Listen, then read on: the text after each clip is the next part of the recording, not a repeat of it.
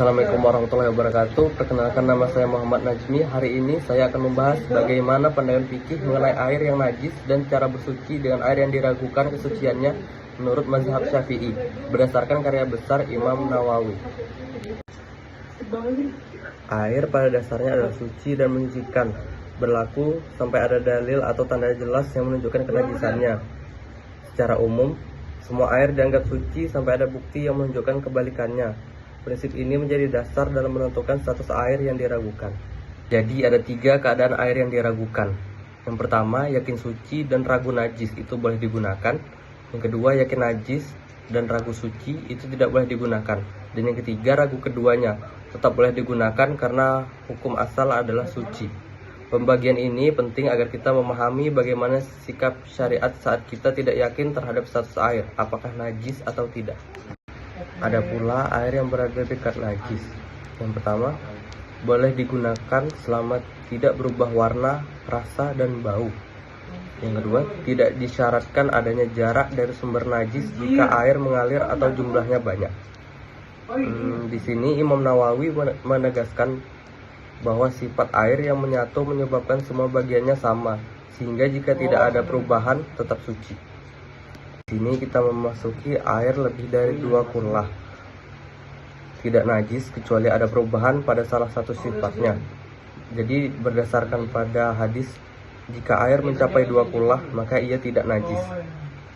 Hadis 2 kullah menjadi dalil penting dalam penentuan najis atau tidaknya air dalam jumlah besar. Selanjutnya memasuki air sedikit dan najis. Jika kurang dari 2 kullah dan terkena najis, maka najis meskipun tidak berubah. Yang kedua, kecuali ada hilangnya najis secara nyata dan dengan sebab yang diterima. Air sedikit sangat rentan menjadi najis, karena itu kehati-hatian lebih ditekankan pada penggunaannya. Jadi harus melakukan ijtihad jika tidak dapat memastikan status air. Jika condong dalam hati bahwa air suci, boleh digunakan. Dalam kondisi tidak tersedia air yang jelas kesuciannya, syariat memberikan ruang bagi ijtihad pribadi dengan tetap mengedepankan kehati-hatian. Nah, kalau air bekas wudhu disebut mustakmal.